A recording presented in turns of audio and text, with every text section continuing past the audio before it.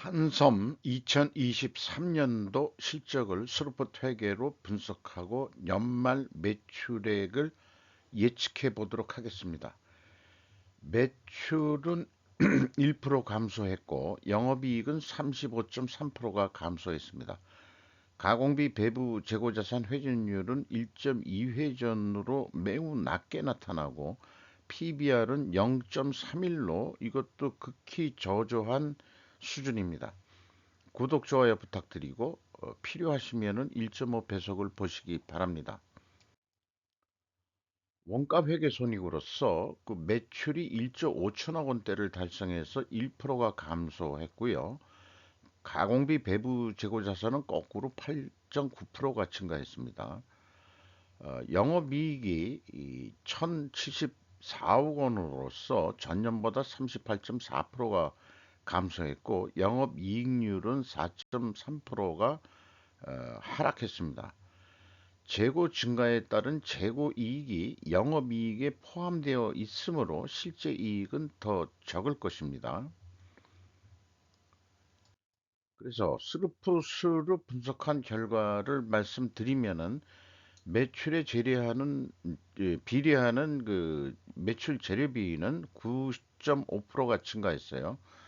요 차이 10.5%가 플러스로 죄송합니다. 증가했다는 것은 원재료나 그 상품 가격이 상승했다. 이렇게 이제 추론해 볼 수 있겠습니다. 금액상 그 스루풋 금액이 3.5% 감소했고 스루풋율은 2%가 하락을 했습니다. 운영 경비가 0.3% 증가했고 TOE 생산성은 1.08로서 0.04포인트가 하락을 했고 영업이익은 864원으로서 원가회계 영업이익보다 209억 원이 적은 수치입니다. 이것은 가공비 배부 재고자산이 증가했기 때문입니다.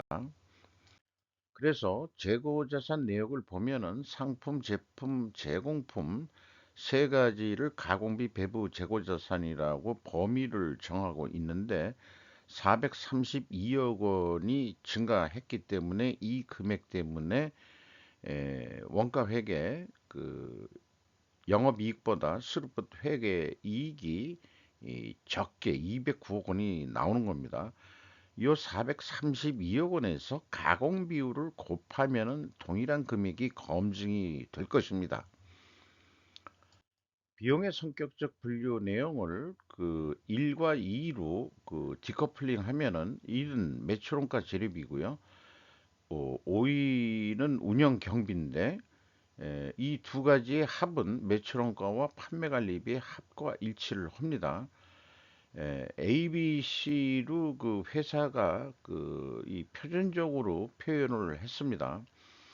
근데 이 C의 상품 매출원가로 되어 있으면은 요 제품 및 제공품의 변동으로 되어 있으니까 요거는 실제 재고의 변동을 그 매출원가 할 때 반영을 안 했다는 얘기죠.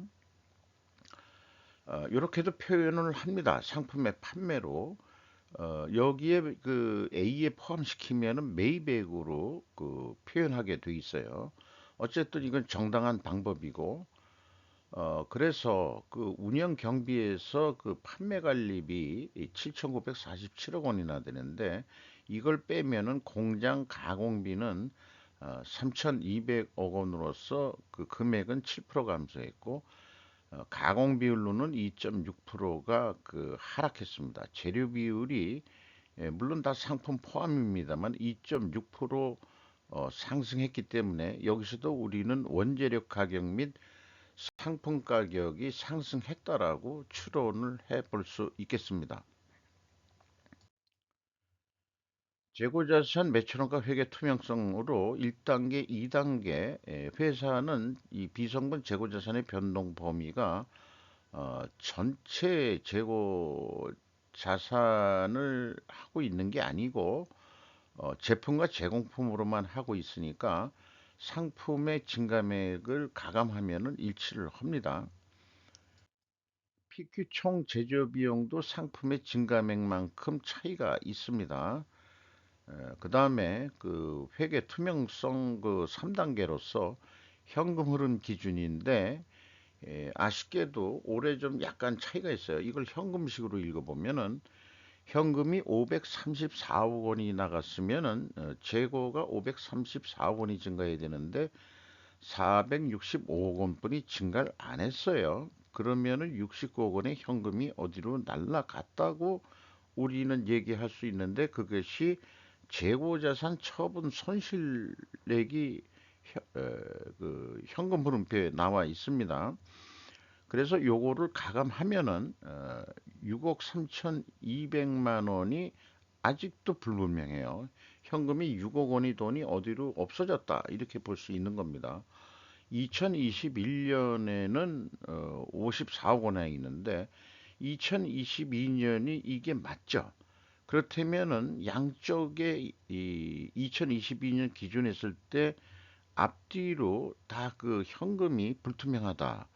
요게 좀 아쉽습니다. 이것은 추적할 방법이 없습니다. 외부에서는. 그게 좀 아쉽네요. 운영 경비로서 인건비가 1,431억 원이 집행이 돼서 전년보다 금액으로 3.1% 증가했는데 직원 수는 61명이 계속 매년 이렇게 그 채용을 하고 있는 거 일자리 창출 면에서 매우 감사하게 생각하죠. 그런데 이 61명 신입사원이 좀 들어와서 그런지 신입사원이 아마 이 상대적으로 저임금 사원들이니까 기존에 있는 사원들보다 연봉이 0.7% 그렇게 하락한 것으로 나옵니다. 외주 가공비도 10.3%가 감소했는데 생산량이 감소했냐? 그런데 재고 늘었거든요. 그 상품 재고가 아마 지금 그 재고 명세서를 보여드렸습니다만은 증가했을 거고 아니면 외주 가공비를 깎았다든지 또 이렇게도 생각을 해볼 수 있겠어요. 지급 수수료가 0.5%, 요게 지급 수수료가 아마 판매 수수료 성격도 있을 겁니다. 이렇게 5천억 원이나 나가고 있으니까 우리가 의류 장사라는 게 사실 그 원가는 얼마 안 되죠. 유통 그 마진 이거 그래서 판매 수수료 이런 거로 이제 화장품도 마찬가지고 주로 여성 그들이 입는 의류라든가 화장품 등이 이런 아주 특징이 있죠. 광고 선전비는 의외로 그 홈쇼핑 자체를 하니까 그거를 그 방송을 하니까 그래도 5.1%가 증가를 했어요. 경영평가 지표로서 재고 회전율은 소수점 두 자리로는 0.06포인트가 내려갔습니다. 회전이. 스루픈율도 내려갔어요. 이렇게 동일 방향으로 내려가면은 투명하게 가정을 합니다. 작년도에는 이 요것도 역방향이죠. 이런 경우에는 이제 그 분식회계 개연성 가정을 세우는데 일단은 2023년은 투명 회계 가정을 그 합니다. TOE 생산성 그 미리 얘기했지만 여기에 집계를 한 거고요. 4.3% 하락을 했고 그다음에 ROI 여기에 I는 재고자산 인벤토리 회수율인데 0.28에서 0.16으로 하락을 했어요. 이자 부채는 뭐 낮은 수준입니다. 그래서 이 매트릭스 표로 본다면은 두 가지가 다 하락했기 때문에 회계 투명성 가정을 하고 요것도 입증을 하려면은 우리가 1차 손익계산서하고 슬프 손익계산서하고 그다음에 그 비성분에서도 원재료 및 상품 매입 가격이 상승했을 것이라고 우리가 추론했죠. 입증 추론도 상승입니다. 그 대신 상대적으로 그 판매 가격은 인하된 것이 입증이 될 것입니다. 또한 필연적으로 존재한 다른 결과가 있다면은 우리가 재고 회전율을 수량으로 산출해서 보여줘야 될 것입니다. 이것은 이제 전체 재고 자산이 아니고 상품하고 제품 회전율을 구하서 제시해서 어, 이 그 회전율이 하락한 것을 입증하면 될 것입니다. 그런데 회사는 그 원재료 가격 추이에 대해서는 공개를 안 했고 매입 실적만 얘기를 했어요. 그래서 참고적으로 요게 단가 흐름하고 어떻게 될까 이렇게 비교를 해봤는데 이게 매입 비율이 있습니다. 상품이 거의 50%니까 반은 상품 유통업이고 원재료 그다음에 부재료 두 가지 합쳐가지고 그러니까 원재료하고 부재료 합쳐서 반반 정도 상품이 50% 그다음에 이제 제품 쪽에 들어가는 게 50%를 구매를 했다. 이렇게 되는데 요거를 그 2022년도보다 상품을 20.3%도 이 구매를 했고 원재료는 적게 구매를 했어요. 그래서 금액으로 단가 추이를 하기는 좀 어렵습니다, 솔직히. 그런데 이거를 그 금액이 뭐 매출이 뭐 크게 줄어든 건 아니니까 단가라고 그냥 가정을 해보면은 요거에다가 가중평균 요게 이제 그 계산해 보면은 여기 비율이 여기 있으니까요. 그러면은 0.7%가 거꾸로 내려간 거로 돼 있어요. 우리가 이제 입증 추론은 상승했을 거라고 보는데 이 매입액으로 검증하기에는 그 합리적이지가 않겠죠. 단가 추이를 봐야 되는데 어쨌든 이 회사는 외주 가공비도 매입 성격으로 해석을 하고 있다는 게 이게 바람직합니다. 좀 내려갔죠, 외주 가공비는. 그러니까 어쨌든 이 상승했을 것이라고 하는 추론은 입증되지 않습니다. 그리고 판매 가격도 하락했을 것이라고 했는데 회사가 제시한 거로는 가중 평균을 해봐도 4.4% 상승한 것으로 되어 있어요. 그러니까 그 원재료 가격하고 제품 가격 그다음에 판매 가격 추이 가지고는 그 투명성 입증이 안 된다는 게 좀 아쉽긴 하네요. 그래서 이런 통계 자료들이 전체를 대별할 수 있을까라고 가끔 의혹이 들고 하지만은 1, 2, 3단계를 다 검증을 하고서도 우리는 마지막에 그 재고 회전율과 스루픈율이 그게 밸런스가 상호 맞아야지 더 좀 투명성을 좀 추론해 볼 수 있는 거 아니냐 이런 것까지 좀 생각을 해보는 거죠. 왜냐 기업이 투명해야 어, 주주들이 또 투자를 하고 사고 그럴 거라고 믿고 있기 때문입니다. 맨 마지막에 소개하겠지만은 PBR 장부 가격 대비 지금 주가가 형편이 없거든요. 어, 이 앞단계 작업이 있으면 그거는 생략을 하고 그 원가 패러다임으로 연말 매출액을 예측해 보면은 원가 사고 방식으로는 요 그 생산 재료비, 가공비, 판관비, 영업 예상 이익까지도 다 금액이 일치하는데 영업 사고 방식은 이걸 단순 다 더해 버리는 걸 거고 그런데 그 원가 사고 방식은 요게 좀 적게 나와요. 요 경우가 어떤 경우냐? 이 차이액이 재고가 이 3% 증가하면은 그 매출 원가가 그 감소하게 됨으로 인해 가지고 판매 가격을 더 올려야 된다. 아, 아니 내려야 된다. 요렇게 이제 그 매출 원가 산식에 의해서는 이렇게뿐이 나올 수가 없어요. 그래서 그럼 어떤 게 채택이 될 거냐? 그러면 당연히 영업에서 이 하는 거로 이 단가 이게 만약 판매 단가라고 결정을 한다면은 162만 원에 팔자. 그러면 예상보다도 실제 결산해 보면 재고가 증가해 가지고 어 16만 3천 원 더 계획보다 더 이익이 났네. 그러면 이제 손을 놓게 되죠. 근데 재고가 3% 떨어지면은 14만 8천 원 남기로 했는데 13만 원뿐이 안 남는다. 그러니까 퍼센테이지가 5%라든가 그다음에 이렇게 커지면은 그 변동폭이 더 커지겠죠.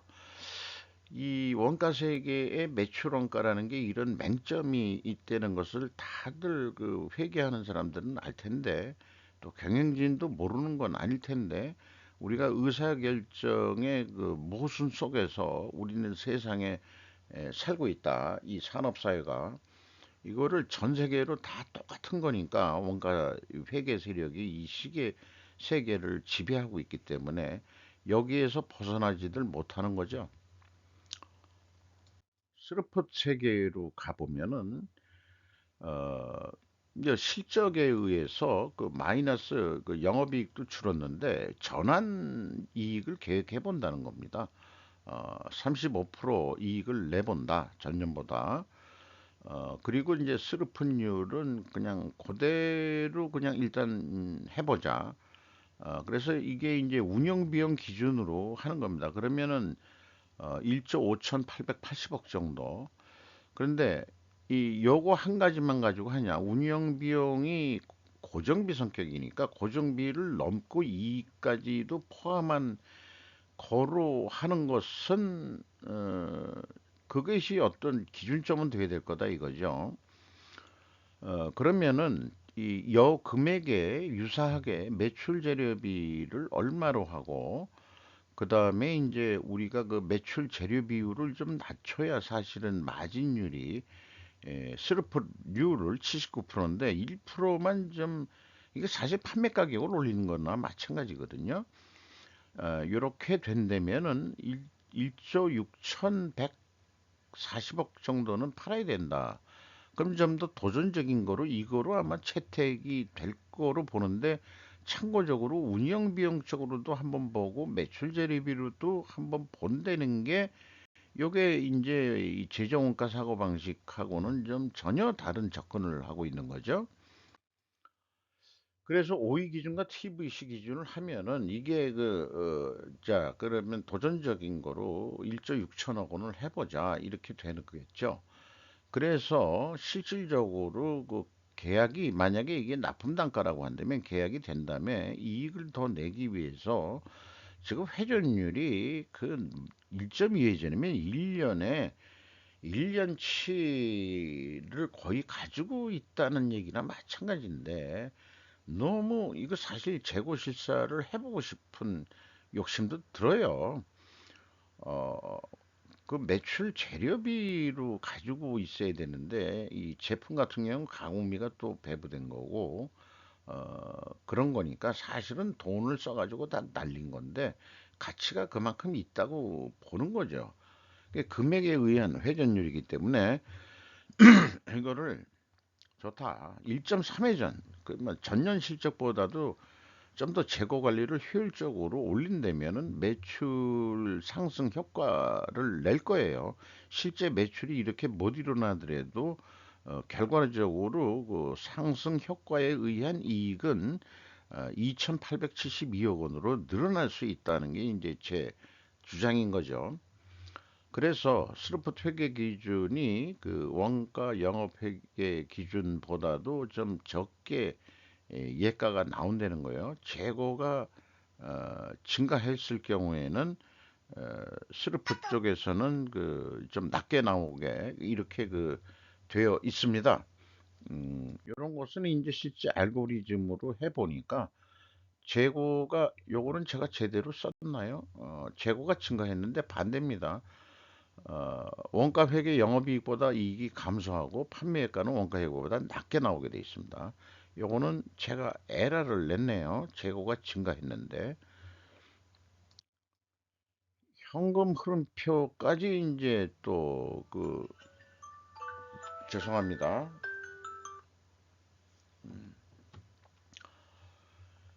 이 표에서는 EAT, EMS, FEM이라는 걸 좀 소개하고자 하는데 EAT라는 게 세후 현금 순이익이에요. 1634억 원을 벌었습니다. 작년보다 좀 떨어졌죠.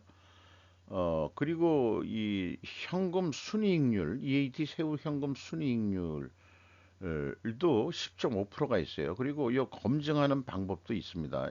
이게 계산한 게 맞냐 하는 그 검증도에도 일치를 하기 때문에 제대로 뽑은 거다 하는 게 있고요.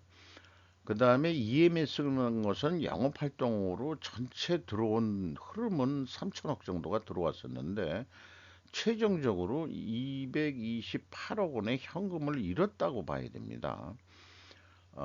요것도 검증하는 방법이 있어요. 여기에 FC, FF라는 게 잉여현금 흐름에다가 현금의 흐름을 더하면은 이게 최종적으로 돈이 벌은 거냐, 아니면은 흘러나간 거냐, 뭐 이렇게 좀 볼 수 있는 게 되는데, 요게 뭐 이렇다라고 표현하면은 이 캐펙스 투자가 많을 때는 이 마이너스는 여기로 돈을 투자했다는 얘기니까 이거를 잃었다고 얘기하기엔 좀 그렇습니다. 그냥 현금이 나갔다 이렇게 얘기하는 게 맞을 것 같고요. 작년에 그 비유동자산 캐펙스 자본적 지출이 2,413억 원이나 있었다는 얘기입니다. 요런 흐름을 볼 수 있는 거고요. 그 잉여 현금 흐름이라는 게 요게 좀 더 그 계산하기가 좀 더 편하고 합니다만은 채권자한테 간 돈이 65억 원 갔어요. 일부 조금 갚았다는 얘기입니다. 이자 부채를 9.7%로 떨어졌고, 근데 그 금리가 좀 우리나라가 올라갔죠. 저기 한국은행 금리가 3.5% 기준금리가 현재 돼 있으니까 금리가 우리나라가 계속 지금 올라가고 있죠. 지금 뭐 내려야 되지 않느냐 하는 얘기도 있습니다만은 그리고 FCFE는 주주잉여 현금으로서 이익 배당률이 되겠습니다. 이익 배당은 계속 증가시켜 왔어요. 그거는 이제 주주들을 위해서 그렇게 하겠지만은 영업이익이 하락을 하고 있다면은 이게 2000 이게 이제 결산 공시가 나오고 주청에서 배당률이 이제 확정이 될 텐데 배당률이 한 1% 정도로 떨어지지 않을까 저는 그렇게 예상을 합니다. 그래서 이 두 가지 다 합친 게 회사 잉여 현금으로서 230억 잉여 현금으로는 나왔다. 그런데 2024년 3년에 이 나간 거는 전년도 2022년도 경영실적에 의해서 집행이 됐으니까 2024년도 거는 2023년 실적이 하락을 했죠. 그러면은 분명히 에, 주총 통과는 1%를 해도 통과되지 않을까 이렇게 이제 예상을 해봅니다. 그래서 주가는 지금 2만 원으로서 그 2023년 연초보다 5,850억 원이 아니 5,850원이 그 하락을 했고요. 장부 가격 대비 31%뿐이 시장에서 대우를 받지 못하고 있습니다. 음, 아주 그냥 디스카운트 코리아에 그냥 샘플 같이 되어 있네요.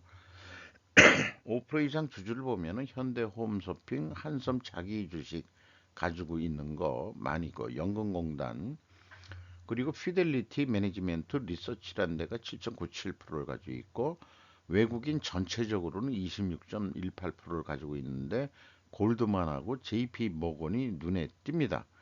그러니까 투자 기관들이 이렇게 많이 들어와 있으니까 이익 배당 압력이 있을 거예요. 그런데 아마 2024년도 이익 배당은 전년 실적이 좀 저조하므로 제 생각에 나중에 확인해 봐야 되겠지만은 1% 배당 정도 되지 않겠냐 이렇게 예상을 합니다.